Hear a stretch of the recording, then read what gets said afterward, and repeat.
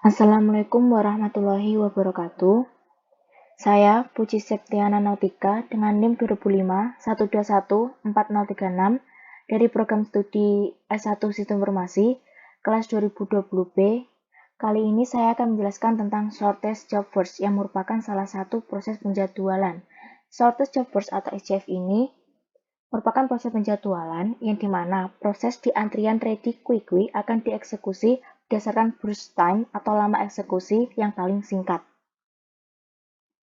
Shortest Job First atau SJF atau di dalam bahasa Indonesia bisa disebut proses terpendek dipertamakan atau PTD, yang merupakan salah satu algoritma penjadwalan di mana proses yang didahulukan pengerjaannya adalah proses yang memiliki waktu proses terpendek.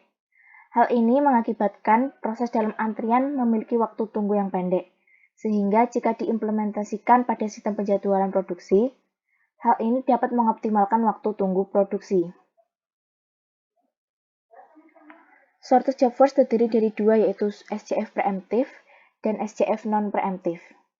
SJF preemptif, penjadwalan preemptif mempunyai arti kemampuan sistem operasi untuk memberhentikan sementara proses yang sedang berjalan untuk memberi ruang kepada proses yang prioritasnya lebih tinggi. Sedangkan yang untuk non-preemptif merupakan salah satu jenis penjadwalan di mana sistem operasi tidak pernah melakukan context switch dari proses yang lain. Dengan kata lain, proses yang sedang berjalan tidak dapat diinterrupt.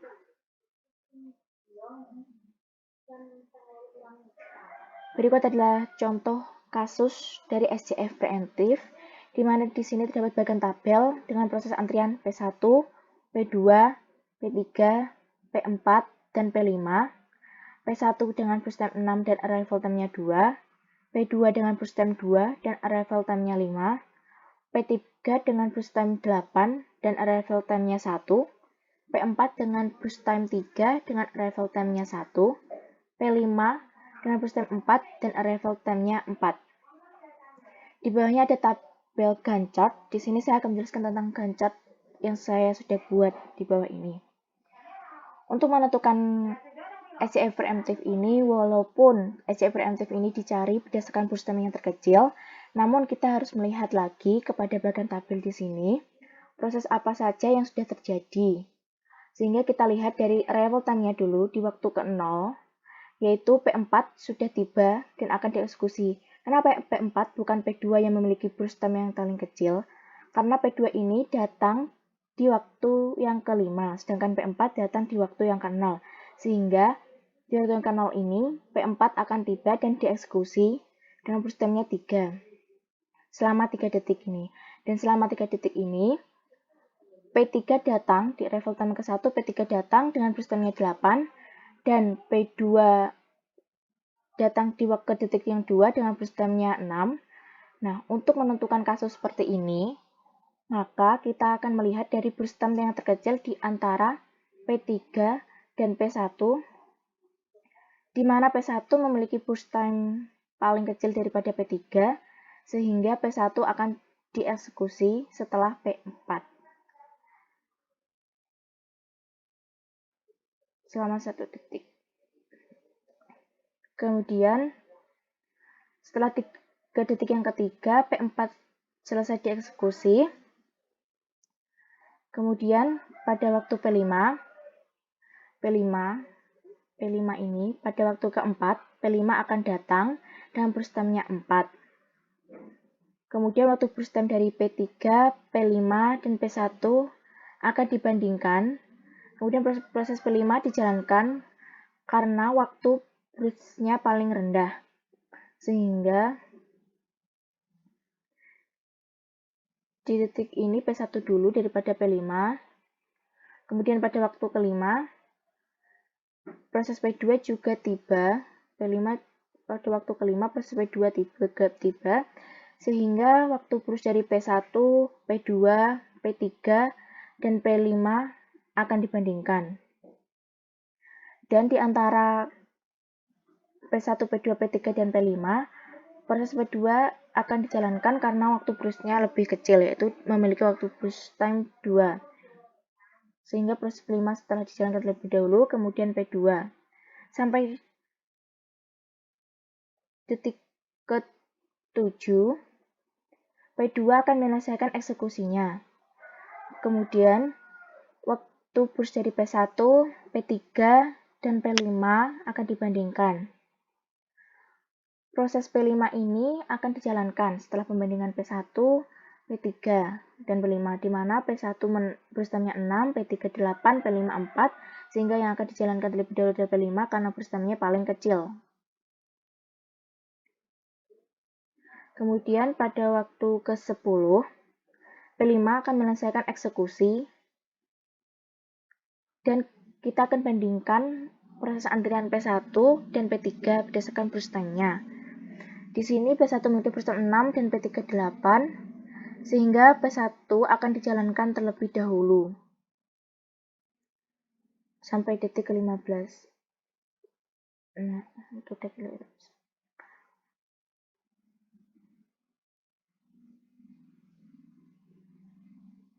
Setelah itu, tinggal P3. Setelah detik ke-15 ini, P1 telah menyelesaikan eksekusinya. Kemudian P3 akan dijalankan detik eksekusi sampai detik ke-23. Nah, untuk mendapatkan waktu di bawah ini itu dari pertambahan burst time-nya, di mana 0. Kan kedatangan P4 0 dengan burst time-nya 3, sehingga waktu lama eksekusinya selama 3 detik. Kemudian di detik keempat, P5 3, P5 datang, ke detik kelima P2 juga datang, kemudian P2, di mana detik kelima ini P2 mulai dieksekusi dengan burst time-nya 2, sehingga lama eksekusi dari P2 adalah 7 detik, atau detik ke-7, kemudian setelah dibandingkan P5 memasuki antrian atau akan dieksekusi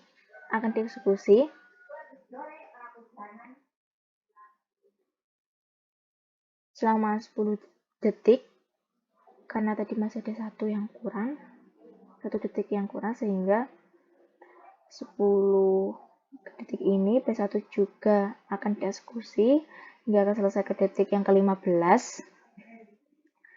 Dan yang detik ke-15 sampai ke detik 23 ini didapatkan dari dimana P1 setelah dieksekusi, P3 yang memiliki burst time 8, sehingga 15 ditambah 8 sama dengan 23, sehingga P3 akan selesai ke detik yang ke-23. Kemudian kita akan menghitung average waiting time atau rata-rata waktu lama tunggu.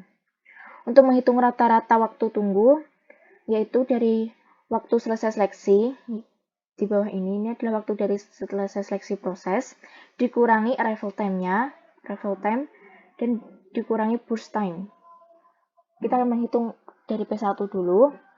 P1, waktu selesai eksekusi yaitu di detik 15, sehingga 15 dikurangi arrival time-nya 2, dikurangi burst time-nya 6 sama dengan 7. P2 selesai di detik ke-7, sehingga 7 dikurangi arrival time-nya 5, dikurangi burst time-nya 2 sama dengan 0. P3 selesai ke detik 23, dikurangi arrival time-nya 1, dikurangi burst time-nya 8 sama dengan 14. P4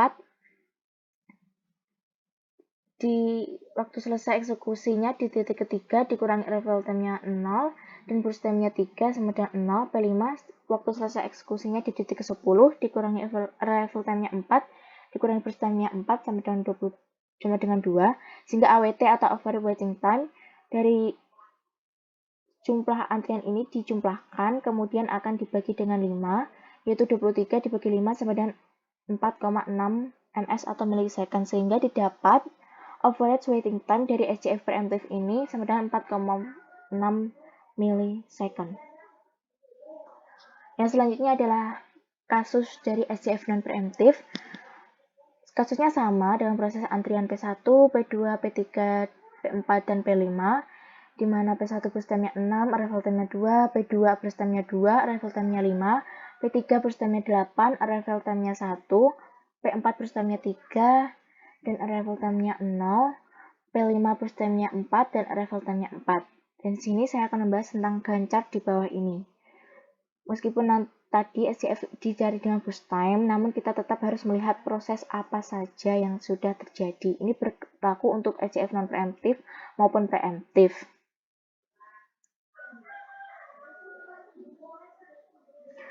Kemudian kita lihat di arrival time-nya 0, P4 tiba. Meskipun P2 memiliki burst time yang paling singkat, namun P2 datang di waktu yang kelima, sehingga P4 akan dieksekusi terlebih dahulu dengan lama eksekusi atau berakhir di detik ketiga. Setelah itu, untuk mengetahui proses yang akan dieksekusi, selama 3 detik ini, ke detik ketiga ini, P1, P3 telah datang di antrian, di mana P3 datang ke detik yang ke-1 dan P1 datang ke yang detik kedua saat P4 ini dieksekusi. Untuk itu, kita harus melihat burst time yang paling terkecil, karena ini sesuai dengan proses SJF mencari burst time yang paling terkecil untuk melakukan eksekusi, sehingga didapat P1 dengan burst time-nya 6, sehingga nanti yang akan dieksekusi setelah P4 adalah P1. Lama eksekusi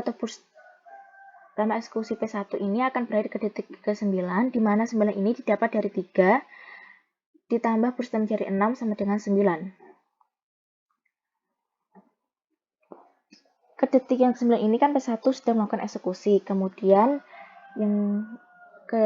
ada P3 yang dalam antrian, kemudian P2 dan P5 dalam antrian. Untuk itu kita harus juga melihat burst time yang paling kecil di antara P2, P3, dan P5. Dan didapat P2 dan burst time 2 memiliki burst time yang paling kecil, sehingga P2 akan dieksekusi selama 11 detik, di mana 11 detik ini didapat dari 9 ditambah burst time dari P2 yaitu 11 detik, sehingga P2 akan berakhir atau selesai dieksekusi ke detik yang ke-11. Kemudian untuk mengetahui proses yang akan dieksekusi selanjutnya, kita harus bandingkan burst time dari P3 dan P5, di mana P3 memiliki burst time 8 dan P5 memiliki burst time 4, sehingga kita dapat ketahui bahwa P5 akan melakukan eksekusi terlebih dahulu karena burst time-nya lebih kecil daripada P3 yaitu 4. Dan ke yang detik ke-15, P5 setelah selesai melakukan eksekusi, di mana ke detik yang 15 ini didapat dari 11 ditambah burst time. Burst time ini juga bisa disebut sebagai lama eksekusi dari proses antrian tersebut. Sehingga 11 tambah 4 sama dengan 15, kemudian sisa P3. P3 akan melakukan eksekusi, dan P3 akan berakhir di detik yang 23, di mana ini didapat dari 15 ditambah burst time dari P3 sendiri yaitu 8, sehingga 15 tambah 8 sama dengan 23. Kemudian kita akan menghitung average waiting time. Sama rumusnya sama SJF preemptive ini, di mana menghitung average waiting time ini yaitu waktu selesai eksekusi atau waktu selesai dieksekusi proses tersebut dikurangi arrival time-nya dikurangi burst time-nya. Dan P1, kita lihat dari P1 dahulu. P1 selesai dieksekusi di detik ke yang 9, kemudian dikurangi arrival time-nya 2, dikurangi burst time-nya 6, didapatkan 1. Kemudian P2 berakhir di detik ke-11, kemudian dikurangi dengan arrival time-nya 5, dan dikurangi burst time-nya 2, didapatkan 4. P3 berakhir di detik ke-23, dikurangi arrival time-nya 1, dikurangi burst time-nya 8 sama dengan 14. Kemudian P4 berakhir di detik yang ketiga, dikurangi arrival time-nya 0, dikurangi burst time-nya 3, didapatkan 0. Kemudian P5 berakhir di detik atau lama eksekusinya selesainya di detik yang ke-15, dikurangi arrival time-nya 4, dikurangi burst time-nya 4, didapatkan 7. Sehingga AWT atau average waiting time ini semua dijumlahkan hasil pengurangan tadi, kemudian dibagi 5, didapatkan 26 bagi 5 yaitu 5,2 milisecond atau 5,2 ns. Nah, ini merupakan contoh SJF dalam kehidupan sehari atau dalam teknologi, yaitu saya ambil dari CPU. Dalam CPU ini, pada penjadwalan SJF, proses yang memiliki CPU burst paling kecil dilayani terlebih dahulu. Yang terdapat dua skema, yaitu non-preemptive dan preemptive. Di mana non-preemptive ini, bila CPU diberikan proses, maka tidak bisa ditunda sampai CPU burst selesai, Kemudian untuk preemptif, jika proses baru datang dengan panjang CPU burst lebih pendek dari sisa waktu proses saat itu yang sedang dieksekusi, proses ini ditunda dan diganti dengan proses baru.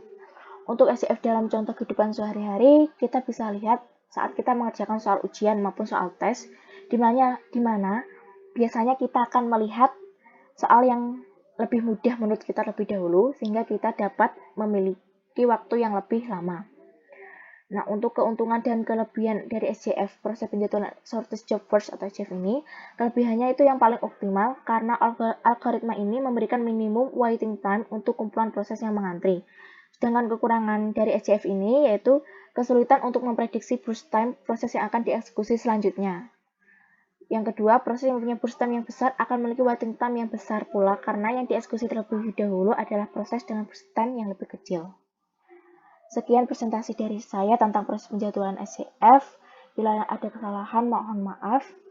Semoga presentasi kali ini dapat bermanfaat untuk semuanya. Sekian, wassalamualaikum warahmatullahi wabarakatuh.